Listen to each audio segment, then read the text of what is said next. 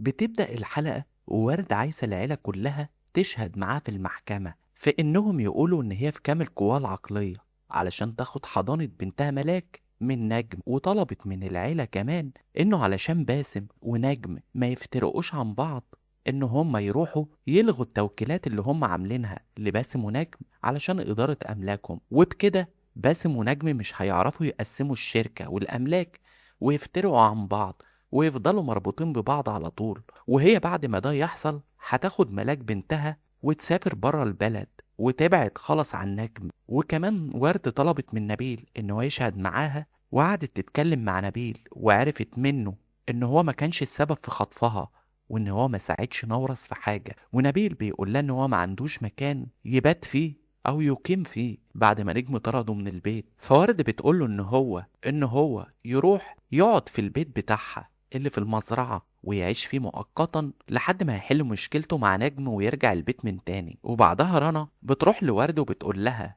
هو نبيل قالك حاجة زعلتك؟ هو كان عايز منك ايه؟ وورد بتقول لها ان نبيل طلع مظلوم وان هو مش ورا خطفها وان هو ما ساعدش نورس في حاجة. ورنا بتقول لها لو ده بجد حصل ونبيل ملوش اي يد في حاجة فانا ندمانة على كل اللي عملته معاه، وكمان ندمانة اني ما ساعدتوش ووقفت معاه ضد العيلة لما قرروا كلهم يتكاتروا عليه ويطردوه بره البيت. وبتقرر ان هي تروح تصالحه، وبتروح فعلا لنبيل في البيت بتاع ورد علشان تصالحه. وبتحصل مفاجأة، وهو ان نبيل بيكون معاه واحدة جديدة في البيت، بيكون عادل هو اللي وزس عليه علشان تعرف هل فعلا في مشكلة ما بين نبيل واخوه نجم ولا هما بيعملوا حوار عليه. وبتكون طبعا رنا واقفة على الباب بره وعمالة بتفكر تدخل تصالح نبيل ولا لأ. بس في الآخر رنا بتقرر إن هي مش هتدخل البيت ومش هتصالح نبيل وبتقرر تمشي. وطبعا نبيل بيكون محظوظ جدا لأن لو رنا دخلت وشافت الواحدة دي معاه كانت هتبقى مشكلة كبيرة جدا ليه. وفي مشهد تاني بيكون نجم واخد السفير جمال علشان يديه فلوس في مقابل ان هو يروح يشهد ضد ورد في المحكمة ويقول ان هي مريضة نفسيا وان هي مش في كامل وعيها وما ينفعش ملاك بنتها تكون تحت وصيتها. وفي مشهد تاني بقى نجم بيقول لورد تعالي هخليكي تقعدي في استراحة لوحدك وتبعدي عن جانا خالص، مش هتبقي معاها في بيت واحد. ولما بيروحوا هناك نجم بيتفاجئ ان جانا موجودة جوه، وطبعا جانا بتكون موجودة هناك علشان خاطر بتبقى عايزة تخلف تاني بدل الحمل اللي سقط قبل ما تنكشف قدام نجم، وبعد كده يطردها من القصر وتتحرم من كل الفلوس والنعيم اللي هي عايشة فيه. وطبعا جانا لما بتشوف ورد بتدخل معاها في مواجهة وصدام، وجانا بتحاول تبين لورد ان هي مبسوطة مع نجم ونجم كمان مبسوط معاها ومبسوط من ابنها اللي جاي في الطريق. وورد طبعا بتغير وبتتعصب وبتزعل، وبعدها بتروح تقعد لوحدها في أوضة، ونجم بيلاحظ ده وبيروح وراها وبيقول لها انت ليه زعلتي من كلام جانا؟ وهي بتقوله يعني انت غيران من باسم علشان بيحبني مع ان مفيش صلة ما بيني وما بينك، وكمان جايب جانا الاستراحة هنا علشان تعيش معايا في بيت واحد، لا وكمان هتخلف منها ولد هيشيل اسمك بعد كده. ونجم بيقول لها هي اللي جت لوحدها، انا ما طلبتش منها ان هي تيجي، هي اكيد في راسها حاجة عايزة تعملها. وفي اللحظة دي بقى بتكون رنا رجعت من عند نبيل ورايحة لورد علشان تحكي لها وتقول لها ان هي قررت ان هي ما تعتذرش ولا تصالح نبيل ابدا، لانه في يوم من الايام طردها من البيت وما وقفش جنبها، ونجم هو الوحيد اللي وقف جنبها.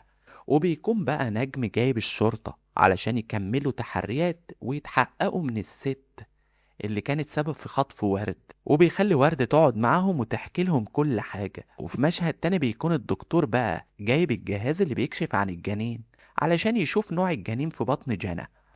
وبتكون العيلة واقفة كلها كالعادة، أم جنى وأخوها هشام وكمان أم نجم.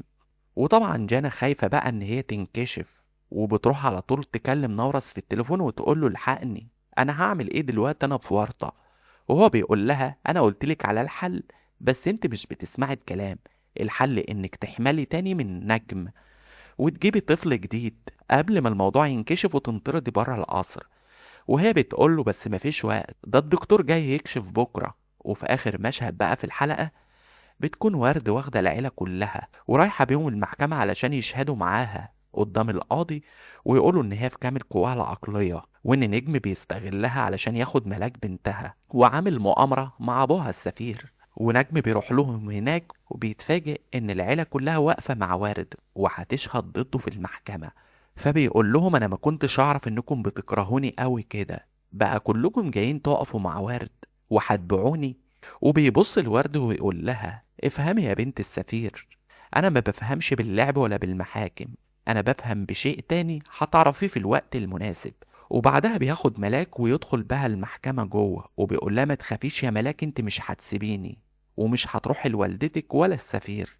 وطبعا ملاك بتدخل وراه وبتاخد العيلة ومعاها الدكتورة النفسية اللي بتطمنها وهي ماشية وبتقول لها ان التقرير في صالحها وانها بتاخد حضانة البنت. وملاك طبعا جوه بتقول لنجم وورد ان هي عايزة تفضل في حضانة جدها السفير علشان هما مش بيحبوا بعض، وانها مش هتعرف تعيش مع شخص واحد فقط منهم، يا اما تعيش معاهم هما الاتنين في وقت واحد يا اما تروح تعيش مع جدها.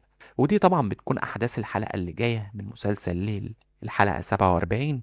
استنوني بكرة وفيديو جديد واحداث جديدة.